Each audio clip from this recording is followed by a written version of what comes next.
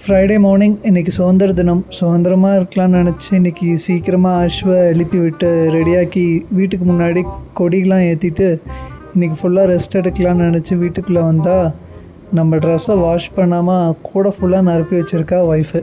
ஏன்டா வீட்டில் சும்மா தானே இருக்க, டெய்லி ட்ரெஸ் வாஷ் பண்ணால் குறைஞ்சிருவியான்னு தெரியாமல் ஒரே ஒரு வார்த்தை கேட்ட ஃப்ரெண்ட்ஸ். நீ ஆஷு வச்சு ஒரு நாள் உன்னோட ட்ரெஸ்ஸை வாஷ் பண்ணி காமி அப்படின்னு சொல்லி கேட்டா.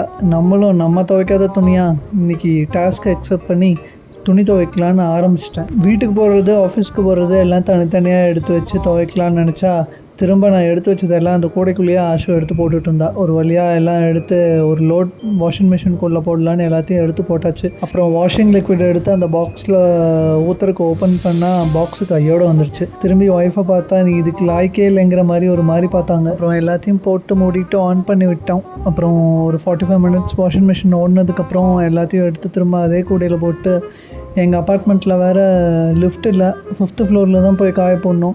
ஆஷ்வையும் கூட்டிகிட்டு அந்த கூடையை தூக்கிட்டு மேலே போனால் போதும்னு ஆயிடுச்சு ஃப்ரெண்ட்ஸ். ஒரு வழியாக மேலே போய் எல்லாத்தையும் காய போட்டு கிளிப்ஸ்லாம் மாட்டி விட்டு வந்து நின்னா ரொம்ப டயர்டாகிடுச்சு ஃப்ரெண்ட்ஸ். அப்படியே ஒய்ஃபை பார்த்தா இனிமேல் ஏன்டா துணி துவைக்கலன்னு கேட்பேங்கிற மாதிரி நக்கலாக பார்த்தாங்க. இதே மாதிரி நீங்களும் உங்கள் வீட்டில் அனுபவிச்சிருக்கீங்களான்னு கமெண்ட்ஸில் சொல்லுங்கள். எங்கள் வீடியோ உங்களுக்கு பிடிச்சிருந்தா லைக் அண்ட் சப்ஸ்கிரைப் பண்ணி சப்போர்ட் பண்ணுங்கள்.